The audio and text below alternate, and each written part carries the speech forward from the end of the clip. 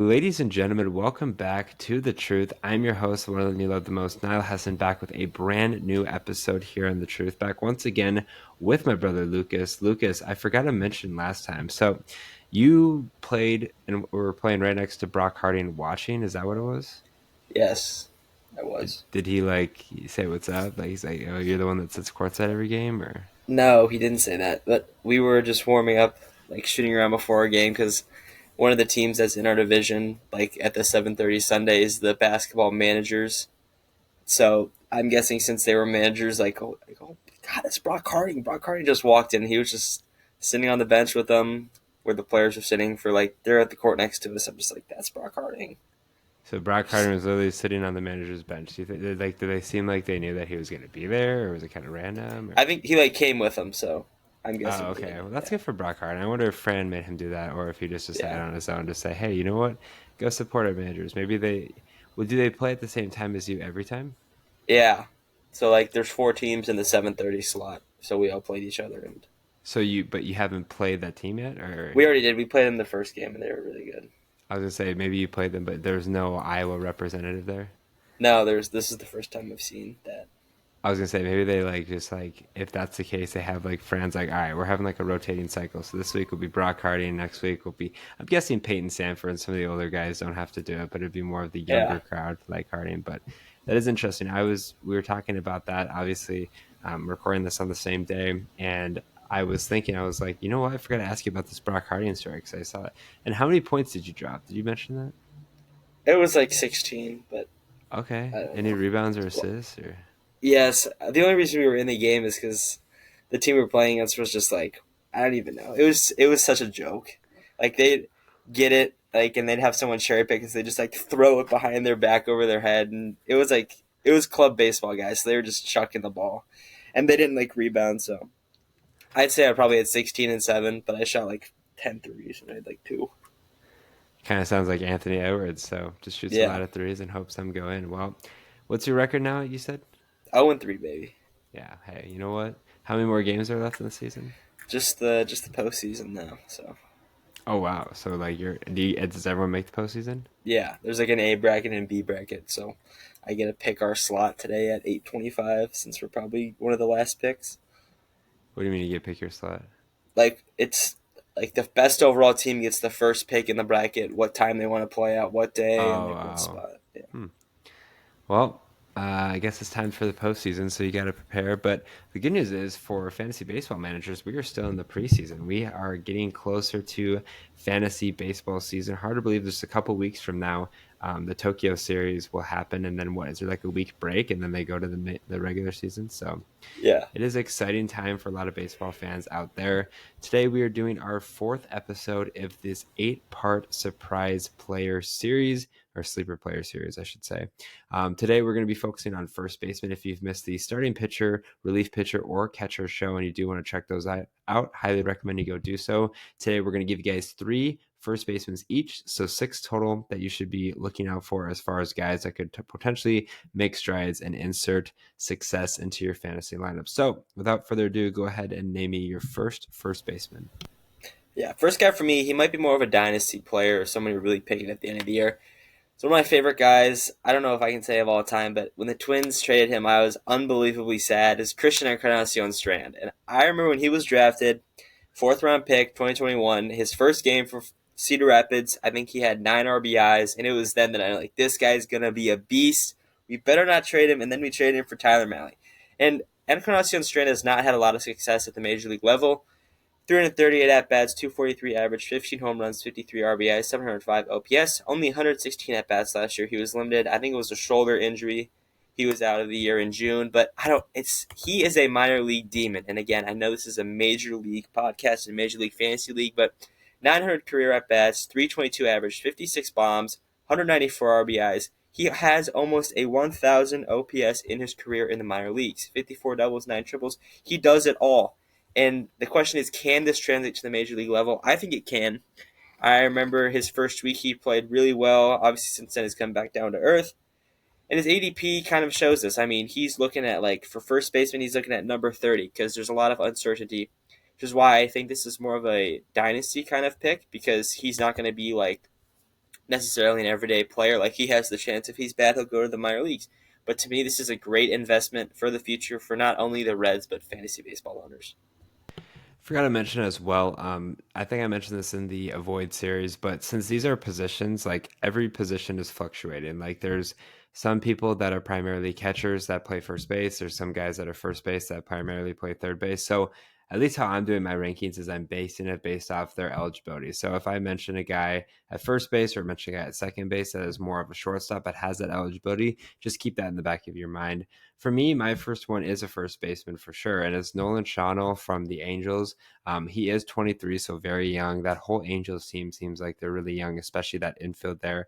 But look at a guy like Chanel. Obviously, he was a highly recruited player. I believe he was a first round pick, if I'm not mistaken, back in 2022 or 2023.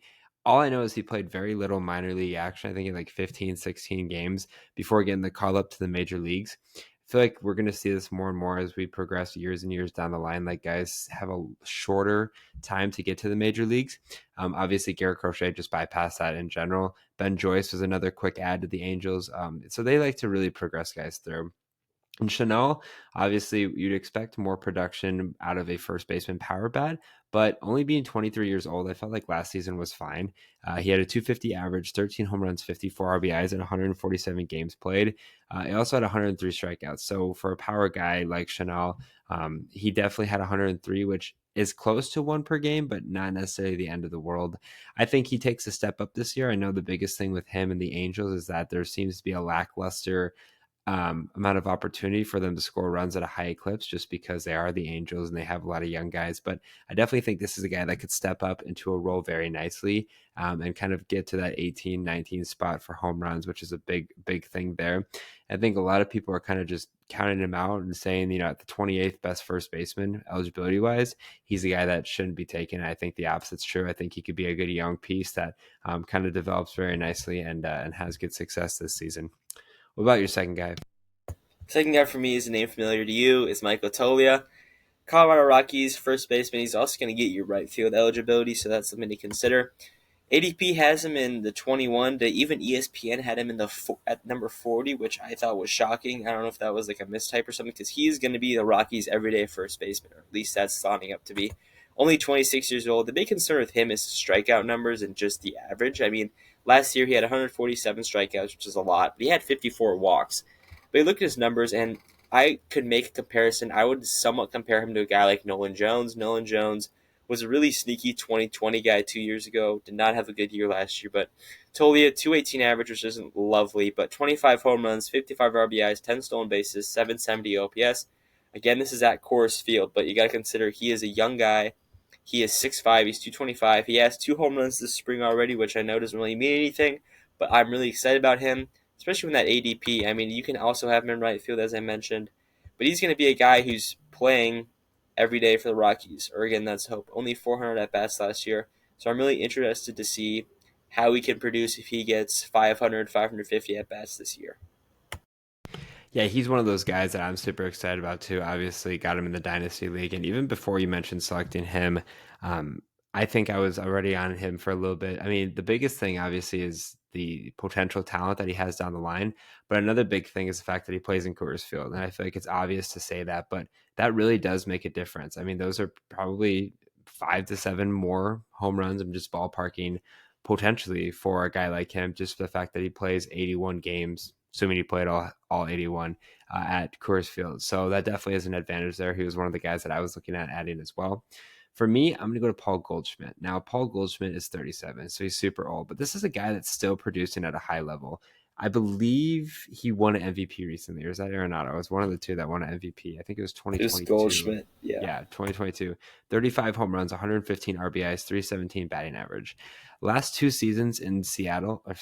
Louis, 25 home runs to 80 RBIs, 268, and 22 home runs to 65 and 245. I'm sorry, but if you're hitting 22 home runs and 65 RBIs at age 36 with MVP potential not too far off, I'm still investing in a guy like this. I think obviously people are expecting his numbers to go down a little bit. I'm going to be curious to see kind of what happens there with having him and Cody Bellinger now in New York. But I definitely think this is a guy that you can get at a late value that's going to not necessarily blow you away and be a guy that's like, oh, like a Pete Alonso type, but a guy that you could get a good bang for your buck late in drafts. People are passing on him, and a guy that can kind of step up to the mix and have success for your fantasy teams. He is the 14th best first baseman, but again, I think there's a lot of risk with some guys ahead of him.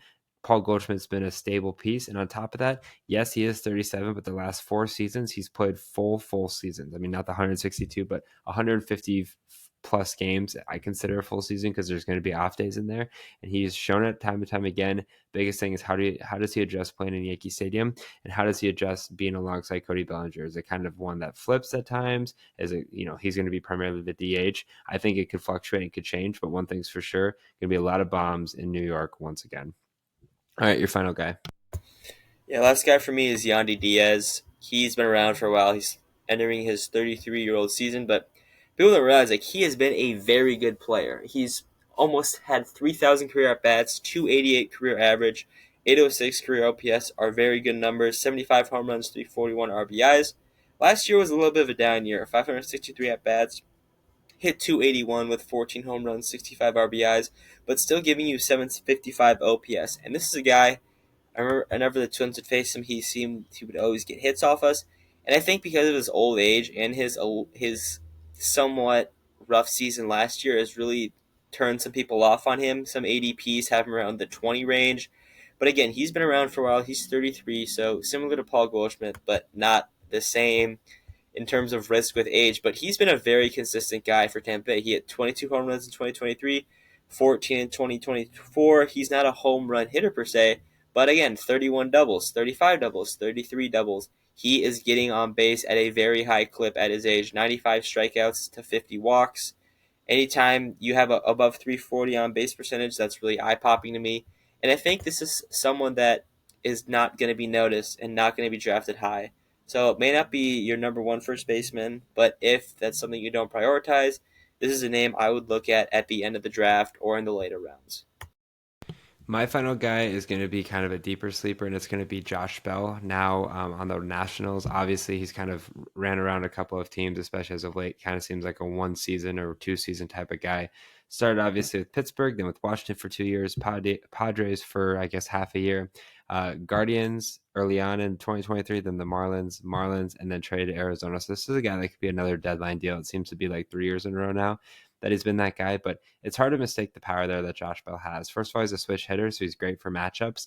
Regardless if he's coming off the bench, he seems to be a guy that would play in every game. The only thing is, I know he's dealt with some injuries in his past. I know he's dealt with some time off, but relatively speaking, I mean, 150, 140, 140 games, he isn't the injury like he had very early in his career. Kind of bugged him a little bit. He's been relatively healthy and on the field, which I think is huge, and that's a big thing.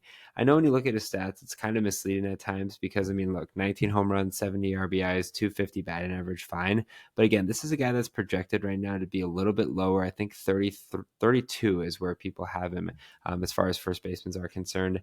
Again, not a guy that's going to blow you away, kind of like Paul Goldschmidt, but he is younger. He has better matchups. And I think overall, he's going to be kind of sitting on top of that Washington Nationals lineup because obviously they don't have the talent that the Yankees do. They don't have the talent that some other teams do, but I think they're going to be find a way to get it done. I think Josh Bell, regardless of where he's at the start of the year, is going to probably find a new home somewhere else, and that could only bolster his numbers moving forward. And again, a guy that you're going to get a good bang for your buck who's proven to be a power hitter time and time again. Really excited to see what he's going to do going into this season. Well, thank you guys for listening to another episode here on The Truth. If you guys did enjoy it, make sure you follow The Truth on Twitter, The Truth as one, to stay up to date with the latest information regarding The Truth, including podcast dates, podcast uploads, and other important information you don't want to miss. Make sure you guys also follow The Truth on Instagram and TikTok at the.tt.truth.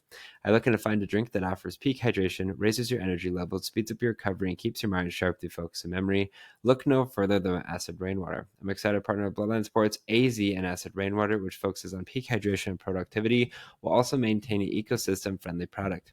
Use code HESSON15, that's HESSON15 for 15% off every purchase.